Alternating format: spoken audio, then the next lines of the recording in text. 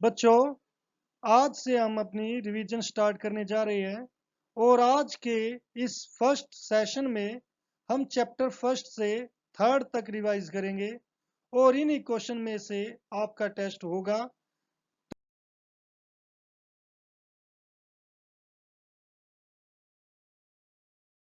510 और 92 का के HCF और LCM ज्ञात कीजिए और जांच कीजिए कि दो संख्याओं का गुणनफल HCF और LCM के इक्वल होता है। तो पहले हम 510 है जो इसके अभाज्य गुणनखंड करेंगे। इसके लिए पहले हम देखेंगे कि क्या ये 2 से भाग होता है। तो 2 से भाग के लिए का एक अंक क्या होना चाहिए? 0 2 4 6 8। ये यहाँ पर 0 है। मगर बच्चों साथ ही साथ मैं यहाँ पर यह भी बता दूं, हम यहाँ पर देख सकते हैं कि 5 के लिए जो इकाई का अंक 0 या 5 होना चाहिए, इसका अंक 0 है तो ये 5 से भी भाग होता है। तो अगर ऐसा हो जाए कि कोई नंबर 2 से भी भाग हो रहा है 5 से भी, तो पहले 5 से भाग करे इसे, तो वो बेटर रहता है। तो मैं यहाँ पर 5 से भाग करूंगा। 5 से भाग के लिए यहाँ पर पहले ये 5 है, तो 5 का पहाड़ा जो होता है बच्चों, वो होता है 5 एकम 5, 5 दूनी 10, 5 तिया 15, 5 चौके 20, इस तरीके से। तो ये जो हम पढ़ेंगे जब तक 5 ना आ जाए, तो 5 एकम 5 आ गया, तो जो ये एकम है वो हम यहाँ पर लिखेंगे और ये 5 आ गया ये यहाँ पर। 5 में से 5 गई 0। अब ये किसके जैसा दिख रहा है? 0 1 के जैसा। तो 0 1 5 से डिवाइड नहीं होता क्योंकि ये छोटा है, तो इसके नाम की आ गई 0। इसीलिए अब इस एक ने इस 0 को साथ ले लिया, तो ये बन गया 10। अब 5 के पहाड़े पर 10 कहां पर आता है? ये 5 दूनी 10 होता है। ये जो 2 है आपको ये यहां पर लिखना है। अब देखिए बच्चों, ये हो गया 102। इसका इकाई का अंक क्या है? 2 है। तो जब इकाई का अंक 2 है तो वो 2 से भाग हो जाता है, तो हम यहाँ पर लिखेंगे 2। अब 1 2 से छोटा है तो डिवाइड नहीं होगा, ये इसलिए इसका हाथ पकड़ लेगा, 10 हो जाएगा। तो 2 का पहाड़ा जब तक 10 ना आ जाए, तो बच्चों क्या होता है? 2 पंजे 10 होता हमारा। 2 पंजे 10, तो ये 10 आ गया। तो जो ये 5 हम कहेंगे वो लिखेंगे यहाँ पर, और ये 10 आ गया यहाँ पर। 10 में से 10 गई 0। अब ये दिख रहा है 0 2। तो 0 2 का मतलब 2 के पहाड़े पर 2 कब आता है? वो 2 एकम 2 होता है। जो ये एकम है वो हम लिखेंगे यहाँ पर। अब बच्चों ये 51 हो गया। अब ये ना तो 2 के पहाड़े पर जाएगा ना 5 के पर। क्यों? क्योंकि 2 के लिए इकाई का अंक 0 2 4 6 8 होना चाहिए और 5 के लिए 0 5 होना चाहिए, जो नहीं है। अब हम देखेंगे क्या ये 3 से भाग होता है? 3 से भाग के लिए 5 जमा 1 जो अंक है उनको जोड़ दो, आ गया आंसर 6। इसे 3 से भाग, ये 3 से भाग हो जाता है, तो इसीलिए ये 3 पर जाएगा। हम लिखेंगे यहाँ पर 3 और देखेंगे कि 3 के पहाड़े में 5 कब आता है। तो ये देखिए बच्चों, 3 एकम 3, 3 दूनी 6। 3 के पहाड़े पर 5 नहीं आता, ये सीधा 6 इससे बड़ा हो जाएगा 5 से। तो हम लिखेंगे 3 एकम 3। तो जो ये एकम है वो हम लिखेंगे यहाँ पर, और जो ये आंसर आया 3, ये लिखेंगे 5 के पैरों में। 5 में से 3 गए 2, ये बन गया 21। 5 अब 21 कब आता है? ये आता है 3 सत्ते 21। जो ये 7 है बच्चों वो लिखेंगे हम यहाँ पर, और ये 21, 21 में से 21 गए 0, तो ये पूरा पूरा भाग हो गया। अब देखिए 17, 17 एक अभाज्य संख्या, तो 17 अपने ही पहाड़े से भाग होगा। 17 एकम 17। तो इसीलिए 510 के जो अभाज्य गुणनखंड है वो होंगे 5 2 3 गुणा 17। अब ऐसे ही 92 के हम 92 के जो अभाज्य गुणनखंड करेंगे, ये मैं थोड़ा सा बड़ा लिख लेता हूं, 92 ऐसे। अब क्योंकि इसका इकाई का अंक कितना है? 2 है, तो ये 2 से भाग हो जाएगा। तो 2 पहले 9, 2 के पहाड़े में 9 कब आता है? 2 चौके 8 होता है, 2 पंजे 10 होता है। ये 10 बड़ा हो गया, तो हम क्या करेंगे? 2 चौके 8। तो यहाँ पर 4 नंबर पर आया, तो 2 चौके 8 लिखेंगे। 9 में से 8 गया 1, ये बन गया 12। तो 2 छिके 12, तो 12 में से 12 गई 0। अब इसके इकाई का अंक क्या है? 6 है। फिर ये 2 से भाग होगा, 2 दूनी 4, 4 में से 4 गए 0, 2 तिया 6। अब ये 23 बच्चों ये एक अभाज्य संख्या है, तो ये 23 के पहाड़े पर ही जाएगी, तो ये आ गया 23 एकम 23। तो 92 को हम लिख सकते हैं 2 गुना 23। अब इसका हम HCF और LCM निकालेंगे, तो उसके लिए पहले आप यहाँ पर 510 के जो गुणनखंड है वो 5 गुना 2 गुना 3 गुना 17 है, और 92 के जो गुणनखंड है वो है 2 गुना, अब ये 2 कितनी बार है बच्चों, ये 2 बार है, तो इसलिए 2 की पावर 2 हो गई, और ये आ गया 23। इसका HCF 510 और 92 का HCF। अब बच्चों इसमें कॉमन क्या है, इसमें 2 कॉमन है। HCF के लिए हम लिखेंगे कि भाई इसमें 2 कॉमन है, मगर इसमें छोटी पावर क्या है कॉमन में, वो है 1, 2 की पावर 1, यानी कि आंसर आ गया 2। अब LCM के लिए हम देखेंगे कि LCM इसका क्या है, 510 92। बच्चों यहां पर 2 कॉमन है तो 2 लिख लिया। LCM के लिए अब देखेंगे कि बड़ी पावर कौन सी है, 2 की पावर 2 है। फिर जो कॉमन नहीं है, 5 कॉमन नहीं है, 5 लिख दिया, 3 नहीं है, 3 लिख दिया, 17 नहीं है, लिख दो, 23 नहीं है, लिख दो। अब इसका जो आंसर है, जब हम LCM का आंसर निकालेंगे तो ये क्या हो गया, 4 गुणा 5 गुणा 3 गुणा 17 गुणा 23। इसे गुणा करने के लिए बच्चों 4 पंजे 20, 20 दिया 60, ये 60 हो गया, और 60 की 17 से अब यहां पर साइड में देखिए 60 की 17 से गुणा, तो बच्चों 0 तो पहले ही आ जाएगी, 0 आ गई, 17 छिक्के होते 102। अब आंसर आ गया 1020। अब इसकी गुणा 23 से, तो जब 23 से करेंगे 3 0 0, 3 दूनी 6, 0 3 हो गया, फिर 7 2 की 0, 2 दूनी 4, 0 2 हो गया, 0 6 4 3 2, ये आ गया 23,460। अब बच्चों हम सत्यापित करेंगे कि दो संख्याओं का दो संख्याओं का गुणनफल, संख्याओं का गुणनफल। अब बच्चों दो संख्या कौन कौन सी थी, 510 गुणा 92। तो आप यहां पर 510 गुणा 92 को करोगे जब साइड में रफ काम में, तो आपको ये 0 लेने की जरूरत नहीं है, आप केवल 92 की 51 से मल्टीप्लाई कर दो, ये आ गया 2 9, फिर 5 दूनी 10, 5 निम 45 और 1 46, 2 9 6 4, और लास्ट की क्या है 0, जो हमने यहां से खत्म की थी। तो इसका आंसर क्या आ गया, 46,920।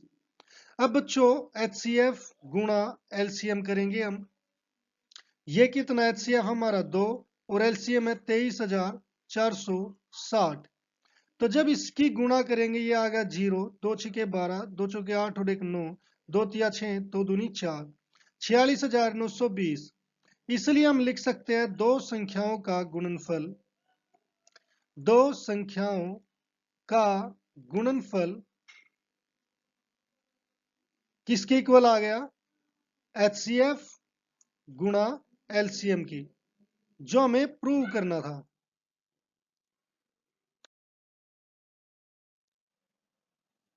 सेकंड क्वेश्चन इसका, जहां पर हमें दिया गया है 4s square minus 4s plus 1, तो हम मान लेंगे, माना 4s square minus 4s plus 1 equal to 0।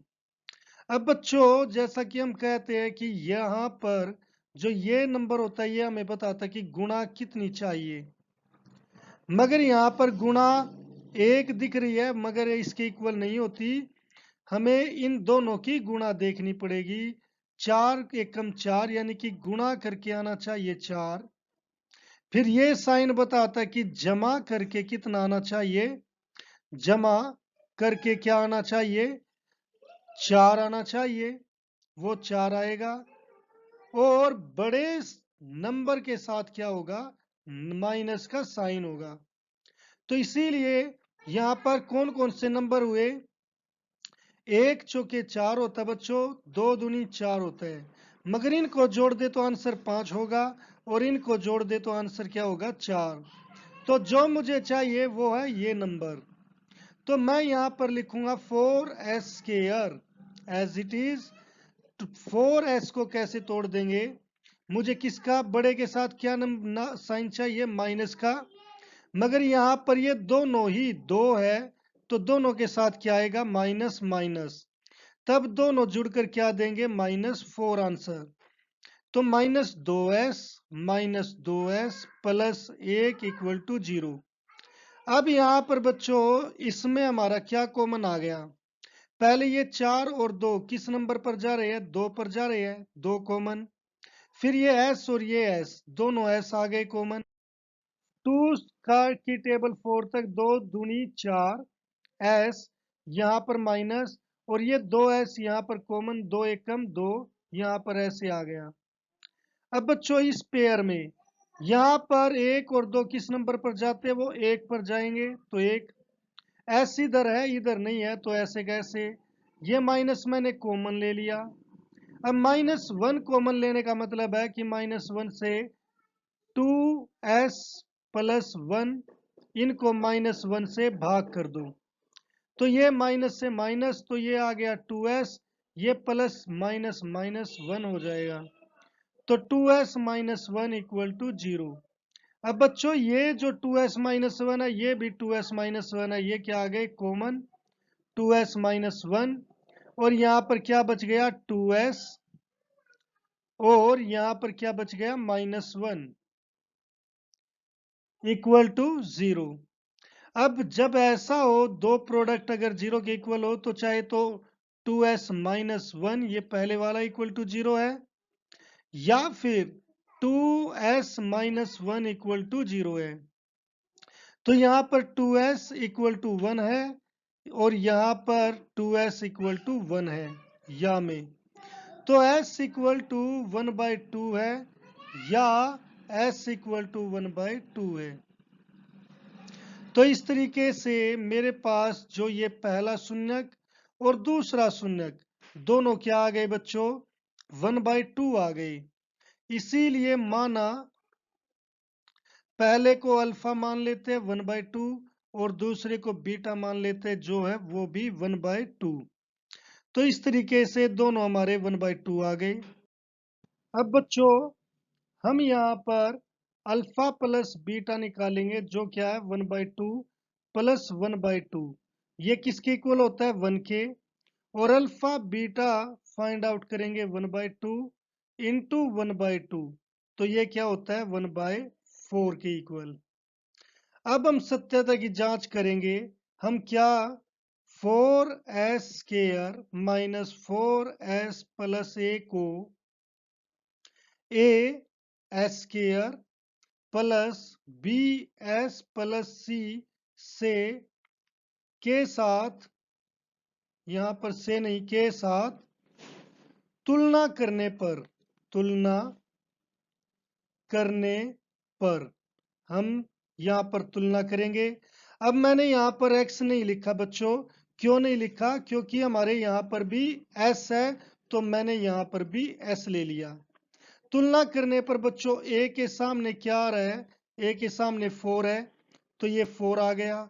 b के सामने यहाँ पर क्या है कि -4 है, तो -4 हो गया। c के सामने 1 है।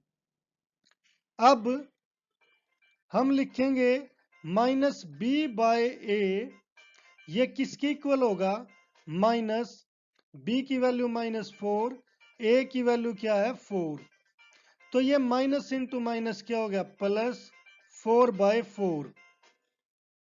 जो 4/4 है तो ये आपस में कैंसिल हो जाएंगे, आंसर क्या आएगा 1। और ये किसके इक्वल है, यहाँ पर अल्फा प्लस बीटा का आंसर क्या था 1 था, तो ये आ गया अल्फा प्लस बीटा। अब इसी प्रकार हम लिखेंगे c/a, c की वैल्यू यहाँ पर क्या है बच्चों 1 है, और a की क्या है 4 है, और ये a 1/4 आ गया, तो ये किसके इक्वल है यहाँ पर अल्फा प्लस बीटा वो सॉरी अल्फा बीटा के इक्वल है, तो ये शून्यकों का गुणनफल इसके बराबर है। तो यहाँ पर इस तरीके से हम इनके शून्यकों के योग और ये गुणांकों के बीच में शून्यकों और गुणांकों के बीच में संबंध स्थापित कर सकते हैं।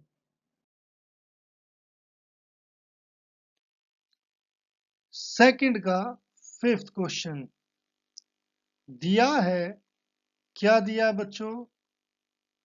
शून्यकों का योग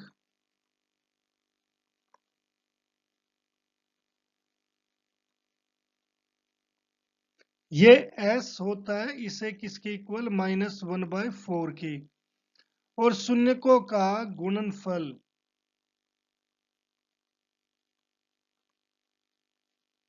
जिसे हम p से शो करते हैं वो कितना दिया हमें 1/4। अब हम लिखेंगे, हम जानते हैं कि द्विघात समीकरण होता है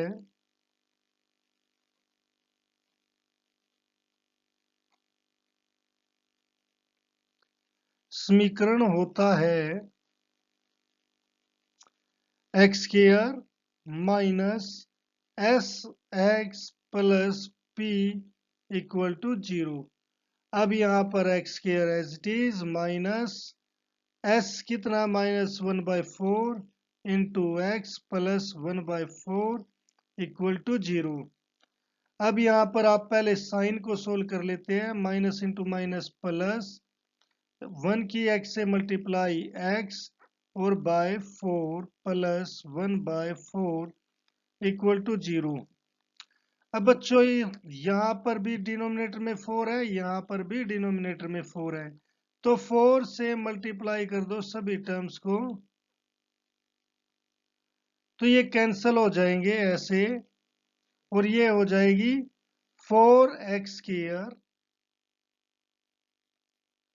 plus x power 4 sorry plus x plus 1 equal to 0। इसीलिए जो द्विघात समीकरण बहुपद होगा, द्विघात बहुपद है 4x² प्लस एक्स प्लस 1। ये हमारा रिक्वायर्ड आंसर है बच्चों, जो उसने हमसे पूछा है कि द्विघात बहुपद ज्ञात कीजिए, और इसलिए यह युग्म संगत है। तो हम इस तरीके से बच्चों इस क्वेश्चन को, ये बड़ा आसान सा क्वेश्चन है, हम ऐसे इसे हल कर सकते हैं। तो यहाँ पर आपको बता दूं कि हमें इसी चीज से यानी कि a1 बाय अगर a2 not equal to b1 by b2 मिल जाए, तो बच्चों ग्राफ जैसे हमने ये काट दिया यहाँ पर, तो ग्राफ ऐसा बनेगा, ऐसा बनेगा, तो यहाँ पर ये एक जगह काटता है, तो इसका मतलब यहाँ एक हल है ग्राफ का, और अगर एक हल है तो इसका मतलब क्या होता है, ये संगत है। अगर अनेक हल भी हो तब भी ये क्या हो जाता है, संगत हो जाता है। तो बच्चों इस तरीके से हम इन क्वेश्चंस को करेंगे। थर्ड का सेकंड पार्ट, दो संपूरक कोणों में बड़ा कोण छोटे कोण से 18 डिग्री अधिक है, उन्हें ज्ञात कीजिए। किन्हें ज्ञात कीजिए? दो कोणों को, एक बड़ा कोण और एक छोटा कोण, इन दोनों को ज्ञात कीजिए। तो बच्चों यहाँ पर हमें किसी का नहीं पता, तो हम मान लेते हैं कि माना बड़ा कोण किसके बराबर, x डिग्री, और छोटा कोण किसके बराबर, ये y डिग्री। अब हमें ये फाइंड आउट करने हैं बच्चों। अब ये फाइंड आउट कैसे करेंगे? हमें क्या दिया गया है, दो संपूरक कोणों। अब ये संपूरक क्या होते हैं? संपूरक का मतलब होता है बच्चों इन दोनों का जो योग है वो 180 डिग्री है। तो प्रश्नानुसार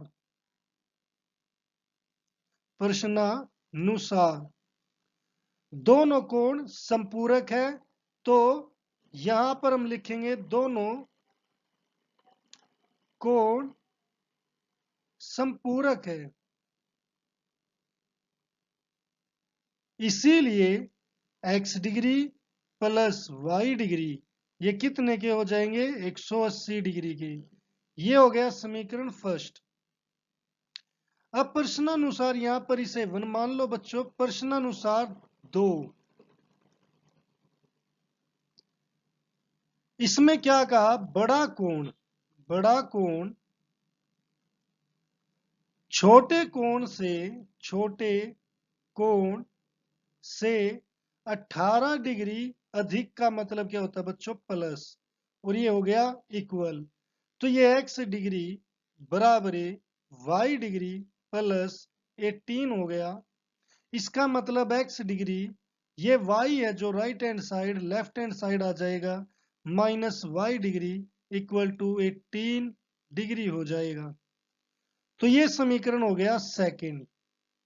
अब बच्चों हमारे पास इसीलिए x degree plus y degree equal है 180 डिग्री के, और x degree minus y degree किसके इक्वल है, 18 डिग्री की। ये समीकरण 1 है, ये समीकरण 2 है। तो बच्चों हम समीकरण 2 या 1 से x की वैल्यू या y की वैल्यू फाइंड आउट कर लेते हैं। तो मैं समीकरण 2 से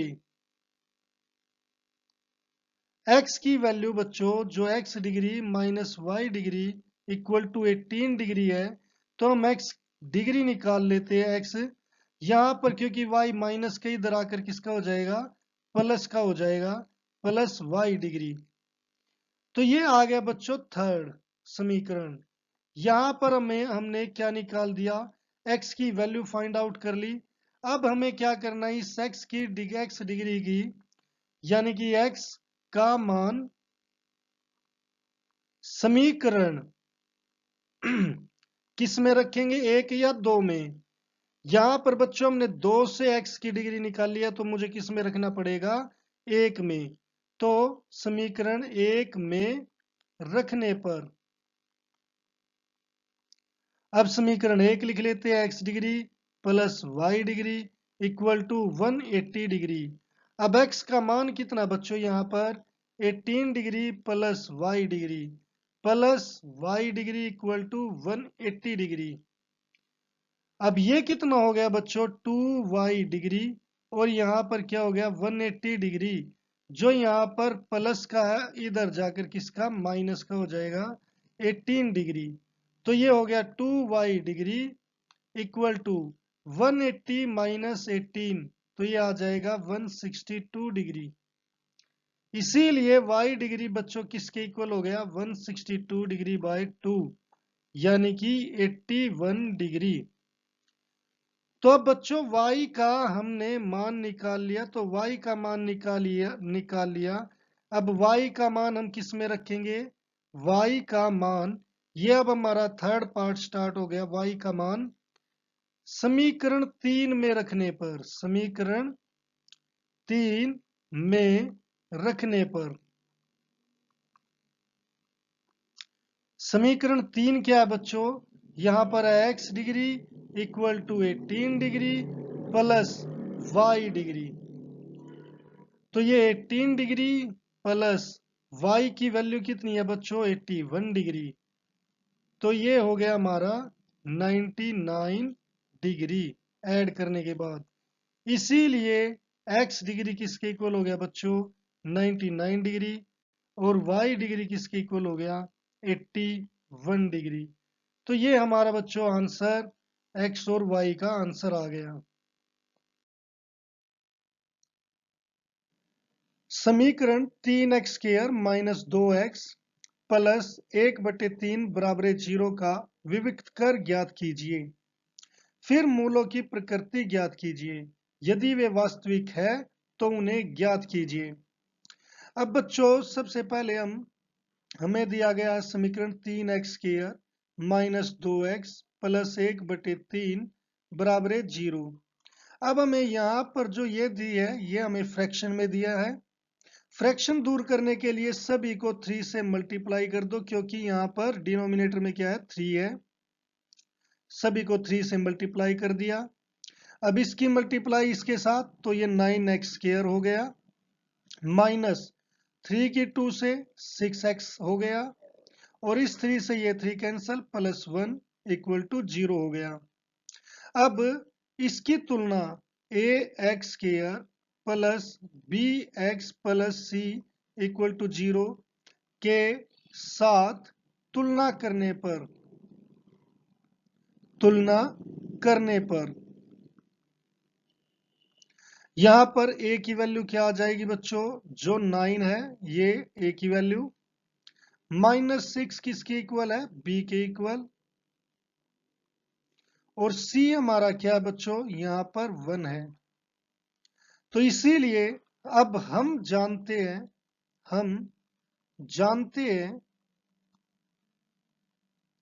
विविक्त कर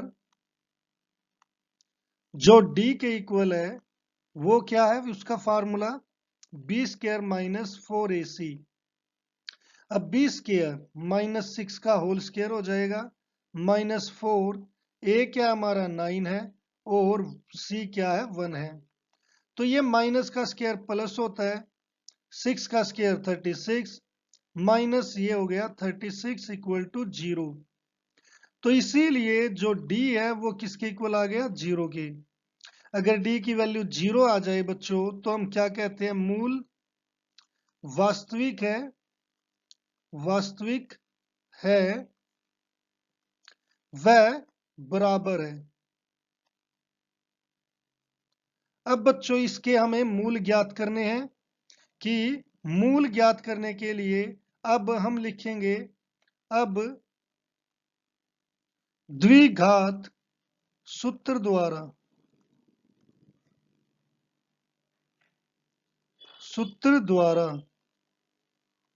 जो x होता है वो क्या होता है, -b plus minus root d by 2a।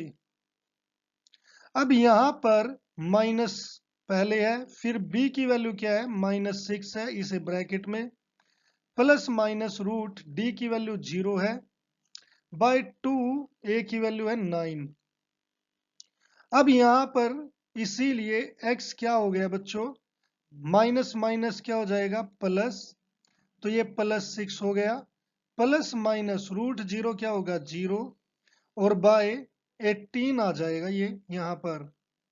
अब यहां पर दो रूट है बच्चों, और दोनों रूट कैसे आएंगे, एक तो x1 कैसे, 6 प्लस 0 बाय 18 लेकर, और दूसरा 6 माइनस 0 बाय 18 से। यानी कि एक बार आपको प्लस लेना है, एक बार आपको माइनस। इस प्लस की कोई दिक्कत नहीं, यहां पर प्लस प्लस ही है। ये अब आ गया 6 प्लस 0 क्या होता है, 6 बाय 18, और यहां पर भी क्या आ गया, 6 बाय 18। अब बच्चों इसे 1 से 6 1 जा 6, 6 3 जा 18, तो आंसर क्या आ गया, 1/3, और यहां पर भी आंसर क्या आ गया, 1/3। तो इसीलिए बच्चों दोनों जो रूट है, इसलिए x1 इक्वल टू x2 क्या आ गया, 1/3। तो अब दो रूट निकले हैं, वो है 1/3, और दोनों बराबर है, जो हमने यहाँ पर पहले ही बता दिए थे। हमने यहाँ पर दोनों ही पहले ही बता दिए कि मूल वास्तविक है वह मूल बराबर है। तो अब वही चीज मिली, मूल वास्तविक भी मिले और बराबर भी। तो इस तरीके से हम ऐसे क्वेश्चन को हल कर सकते हैं। एक कुटीर उद्योग एक दिन में कुछ बर्तनों का निर्माण करता है। एक विशेष दिन यह देखा गया कि प्रत्येक नग की निर्माण लागत उस दिन के निर्माण किए गए बर्तनों की संख्या के दुगने से 3 अधिक थी। अब ये लाइन है जो ये बच्चों के लिए काफी मुश्किल साबित होती है।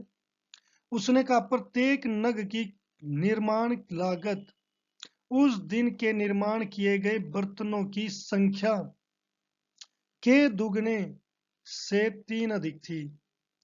यदि उस दिन की कुल लागत निर्माण लागत 90 रुपये थी तो निर्मित बर्तनों की संख्या और प्रत्येक नग की लागत ज्ञात कीजिए। इसमें बच्चों हम पहले ये ज्ञात करेंगे कि एक दिन में निर्माण किए गए माना एक दिन में निर्माण किए गए दिन में निर्माण किए गए बर्तनों की संख्या बर्तनों की संख्या ये कितनी है, x ले ली। अब मैंने ये x क्यों ली, क्योंकि अब निर्माण लागत, प्रत्येक निर्माण लागत उसने बर्तनों की संख्या में दी है। तो इसीलिए प्रश्नानुसार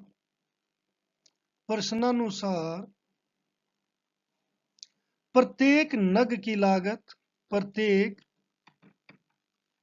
नग की लागत, नग का मतलब है बच्चों की एक बर्तन की लागत बराबर है कुल बर्तनों की संख्या उस दिन के कुल बर्तनों की संख्या, कुल बर्तनों की संख्या इसके 2 गुना और उससे 3 अधिक है। तो इसीलिए जो लागत है वो क्या हो जाएगी, बर्तनों की संख्या है x, उसके 2 गुना से ज्यादा, 3 ज्यादा, तो ये लागत हो गई। अब उसने प्रश्नानुसार कहा है, दूसरे प्रश्नानुसार, कि कुल लागत कितनी आई है, कुल लागत ये आई है 90 रुपये। अब 90 रुपये आई है तो अब हम कैसे करेंगे कि बर्तनों की संख्या को मल्टीप्लाई कर दे यदि एक बर्तन की संख्या से, एक बर्तन की संख्या लागत, तो हमें कुल लागत का पता चल जाएगा, वो है 90 रुपये। तो बर्तनों की संख्या x, लागत हमारी है 2x प्लस 3, और ये किसके इक्वल, 90 के। अब इसीलिए ये क्या हो गया, 2x square plus 3x equal to 90। अब बच्चों जो इधर 90 प्लस का इधर आकर लेफ्ट में आकर माइनस का हो जाएगा, ये हो जाएगा 2x square plus 3x minus 90 equal to 0। अब हमें 2 नंबर ऐसे चाहिए जिनकी मल्टीप्लाई करके इसके इक्वल हो, यानी कि गुणा करके कितना आना चाहिए, 180। फिर ये साइन घटा का है तो घटा करके कितना आना चाहिए, 3। और बड़े नंबर के साथ किसका साइन, प्लस का साइन होना चाहिए। तो ऐसे कौन कौन से नंबर है जिनकी गुणा करके 180 आए और घटा करके 3। तो बच्चों ये 15 और 12 होते हैं, बड़े के साथ प्लस का साइन, तो छोटे के साथ चाहे प्लस या माइनस होगा। अगर आपने प्लस लगा दिया तो दोनों जुड़ जाएंगे, जो हमारा घटा चाहिए हमें वो नहीं मिलेगी, तो छोटे नंबर के साथ क्या लगेगी, घटा। तो इसीलिए अब ये 2x स्क्वायर ऐसे कैसे, प्लस 3x की जगह 15x माइनस 12x फिर माइनस 90 इक्वल टू 0। अब यहां पर बच्चों जो x है ये हमारा कॉमन आ गया, यहां पर क्या रह गया, 2x प्लस 15।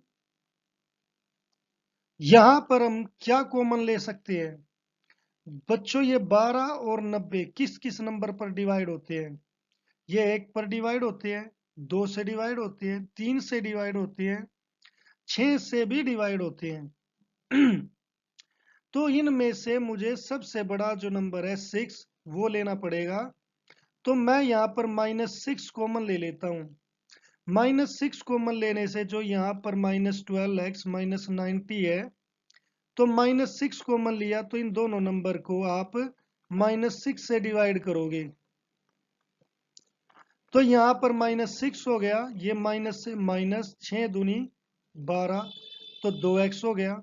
माइनस से माइनस प्लस, 6 जब 90 को भाग करेगा तो आएगा 15। तो बच्चों ये चीज लिखी जाएगी यहाँ पर 2x प्लस 15 इक्वल टू 0। और अगर बच्चों ये ब्रैकेट, पहली ब्रैकेट और दूसरी ब्रैकेट अगर सेम आ गई तो इसका मतलब आप ठीक काम कर रहे हो। अब यहाँ पर ये कॉमन आ गया 2x प्लस 15 और यहाँ पर रहा x माइनस 6 इक्वल टू 0। अब यहाँ पर जब ऐसे हो तो चाहे तो 2x प्लस 15 इक्वल टू 0 होगा या फिर x माइनस 6 इक्वल टू 0 होगा। अगर यहाँ 2x प्लस 15 इक्वल टू 0 है तो ये 15 राइट हैंड साइड जाकर माइनस का, और x क्या हो जाएगा माइनस 15 बाय 2। और अगर x माइनस 6 इक्वल टू 0 तो x इक्वल टू 6 हो जाएगा। अब बच्चों x की दो वैल्यू आ गई, एक आ गई माइनस में, एक आ गई प्लस में। तो हम किसकी लेंगे? प्लस की लेंगे, क्योंकि हम हर बार प्लस की लेते हैं, है ना। मगर बच्चों ऐसे हमारे तुक्के लगाने गलत है, गैस लगाना। हम यहाँ पर माइनस की इसलिए नहीं लेंगे क्योंकि जो x है वो है कि एक दिन में निर्माण किए गए बर्तनों की संख्या, और निर्माण किए गए बर्तनों की संख्या 0 से स्टार्ट हो सकती है कि भाई चाहे तो कोई एक भी बर्तन ना बनाए तो 0 होगी, एक बना दिया तो एक, दो बना दिया तो दो, तीन, चार, ऐसे करके स्टार्ट होगी। माइनस में कभी नहीं होती, क्योंकि आप जो अगर ना भी बनाओगे तो भी आंसर क्या आएगा? 0। तो इसीलिए कभी भी बर्तनों की संख्या माइनस में नहीं आएगी। इसीलिए हम लिखेंगे बर्तनों की संख्या। बर्तनों की संख्या कितनी है? वो है 6। और प्रत्येक नग की लागत, प्रत्येक नग यानी कि बर्तन की लागत ये कितनी हो जाएगी? ये हमारी 2x प्लस 3। तो ये 2 इंटू 6 प्लस 3 होगी, तो ये 12 प्लस 3 यानी कि 15 रुपीज आ जाएगी। तो इस तरीके से हम ये 6 क्वेश्चन कर सकते हैं बच्चों।